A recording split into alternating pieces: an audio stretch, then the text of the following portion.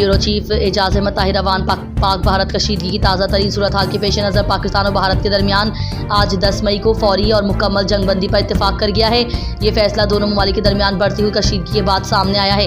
दोनों ममालिक ने आज़ादाना तौर पर आपस में मिसाइल और ड्रोन हमलों का बेदर्दी इस्तेमाल किया, जिसकी वजह से कई शहरी हलाक भी हुए। अमरीकी सदर डोनाल्ड ट्रंप की तरफ से सालिसी में होने वाले तवील मुज़ाकरात के बाद जंगबंदी पर रजामंदी जाहिर की गई है। दोनों ममालिक की क़यादत को होशमंदी और दानिशमंदी का मुजाहरा करने पर मुबारकबाद भी दी गई है।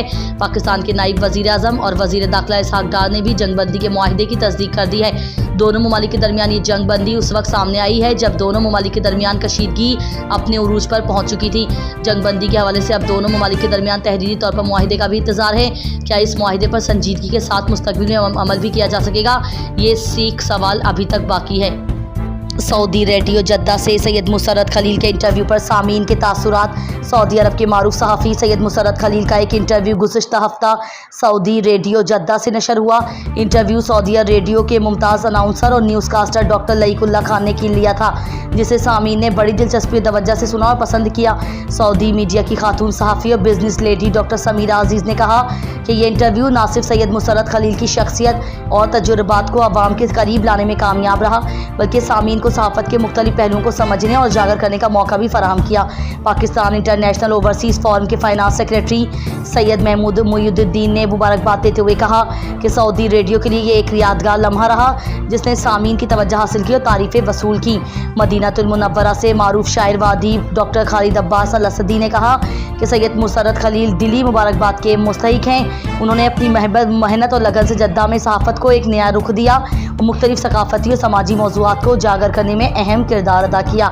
दीगर सामीन जिनमें दीनी रहनुमा अख्तर आबिद, शबाब भुट्टा, मिर्ज़ा मुदस्सिर, मेहंदस सैयद फैज़ अहमद अल नजदी, साबिक फर्स्ट क्लास क्रिकेटर्स हबीब खान, मुइन मिर्ज़ा, डॉक्टर अली इरफान, इंजीनियर नवीदुल रहमान, वलीद एजाज अवान और राहतुल्लाह खान भी शामिल थे। सैयद मुसर्रत खलील ने सऊदी रेडियो जद्दा के डॉक्टर लईकुल्लाह खान का भी दिली तौर पर शुक्रिया अदा किया। सामीन की बड़ी तादाद ने अपनी पसंदीदगी का इजहार किया और अपने तासुरात देते हुए कहा कि इस यादगार इंटरव्यू ने उनके अंदर सहाफ़त के बारे में नई दिलचस्पी पैदा की।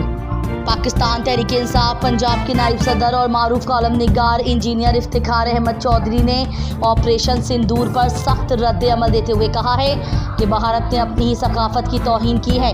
उन्होंने कहा कि सिंदूर हिंदू मत में अज़दवाजी तक़द्दुस की अलामत है, जिसे अस्करी इस्तिलाह बनाकर भारत ने अपनी रूहानी रिवायत को जंगी हथियार में बदल दिया। इंजीनियर इफ्तिखार ने वाज़े किया कि पाकिस्तान में आबाद हिंदू बरादरी मुहिब्बे वतन और काबिल एहतराम हैं, जिनके मजहबी शायर का तहफ़्फ़ुज़ हम सब की कौमी ज़िम्मेदारी है।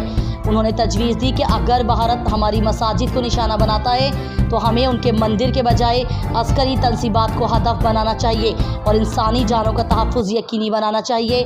उन्होंने वज़ीर आज़म शहबाज शरीफ के बयान और नरेंद्र मोदी से जंदाल के ज़रिए ताल्लुकात पर भी शदीद तनकीद की।